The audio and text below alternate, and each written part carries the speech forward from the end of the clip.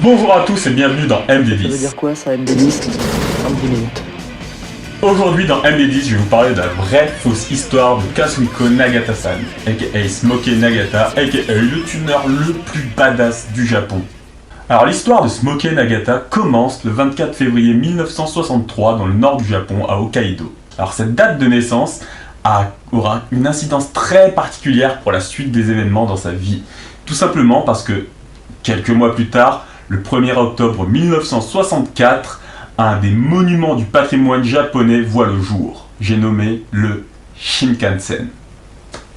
Alors comme tout bon enfant qui se respecte au Japon, Kazuhiko est fan de train. Il adore ça, il n'en peut plus. Il va sur les bords des voies ferrées, il les regarde passer.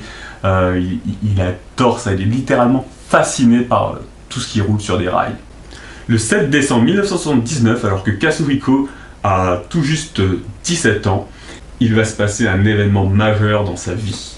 Le Shinkansen vient de passer les 300 km/h. Boum! Mind-blowing pour ce pauvre Smokey. Et là, ça faisait plus l'ombre d'un doute pour lui, il fallait qu'il atteigne cette vitesse. Donc le seul moyen d'y arriver, c'était de devenir chauffeur de Shinkansen. Alors il s'est donné tous les moyens pour y arriver, il a passé tous les concours, toutes les épreuves théoriques qui se sont déroulées, mais à merveille. C'était l'un des meilleurs éléments des concours d'entrée pour être chauffeur de Shinkansen. Après, il a passé les épreuves pratiques, pareil, très bon, grâce à ses connaissances techniques engrangées dans son cursus scolaire et puis professionnel. Mais un terrible événement allait voir le jour. C'est-à-dire qu'après, il a fallu passer la visite médicale.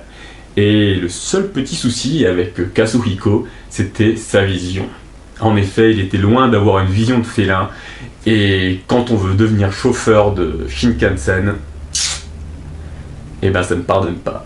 Donc recalé pour défaut technique, on va dire, il est fou de rage. Il jette tous ses magazines, tous ses bouquins de train, il les brûle. Il veut plus en entendre parler, c'était un redoutable échec pour lui. Et donc dans cet élan de frustration, il se concentre à préparer à ses heures perdues après le boulot des voitures personnelles.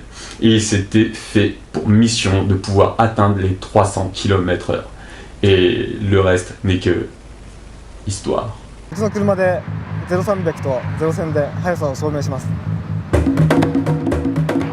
新装開店合体記念、もちろん初公開、行動0300。やってる人は不明です。